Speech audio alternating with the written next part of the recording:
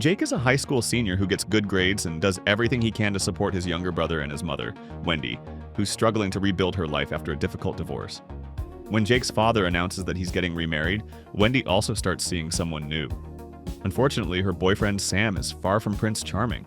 He's full of grand plans for the future, but instead of pursuing them, he spends his days planted on the couch watching TV while dabbling in shady schemes. As Jake tries to open his mother's eyes to the kind of man she's brought into their home, he quickly becomes a problem Sam wants to get rid of.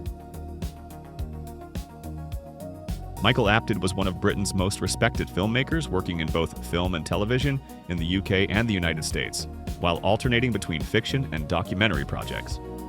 One of the central themes of his career was growing up. Back in the early 1970s, long before Richard Linklater made Boyhood, Apted directed the documentary 7+7 about a group of teens. It eventually evolved into the legendary Up series, with Apted returning to the same subjects every 7 years to document how their lives had changed. Firstborn is also a coming-of-age story, though in a far more traditional Hollywood mold. Apted explores how a teenager's life changes when his mother decides to change her own. From Jake's perspective, the warning signs are impossible to ignore, but he genuinely doesn't know what to do.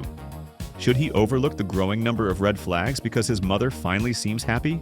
Or should he intervene before the situation turns dangerous? Little by little, Jake becomes the real man of the family, the one forced to make difficult decisions and live with the consequences, sacrificing his childhood in the process.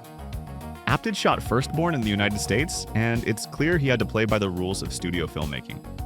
Although the movie is fundamentally a drama, it also incorporates elements of a teen comedy and a crime thriller. Rather than making the film more broadly appealing, however, those additions dilute both its central idea and its dramatic focus. Jake's romance with his classmate, played by a very young Sarah Jessica Parker, for example, ultimately has no meaningful impact on the story. After spending its first hour carefully building a compelling dramatic conflict, the film ultimately takes the easy way out. Instead of resolving its emotional tensions, Apted shifts the finale into a conventional criminal showdown, providing a simple solution to a complex situation. Many Western critics picked up on this as well, rightly concluding that the story had far greater potential than what ultimately made it to the screen. That's especially disappointing because Christopher Collett and Haim make an immensely likable pair as brothers. Teri Garr is thoroughly convincing as a woman, desperately trying to numb the pain of divorce in all the wrong ways.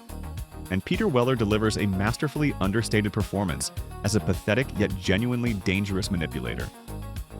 Firstborn opened in late October alongside Brian De Palma's thriller Body Double and James Cameron's sci-fi action classic The Terminator.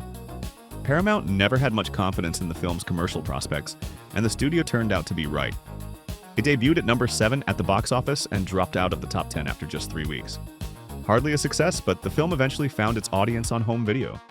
Apted may not have fully realized the story's potential, but Firstborn is still well worth watching if you enjoy family dramas and coming-of-age films, or if you're interested in the early work of future stars.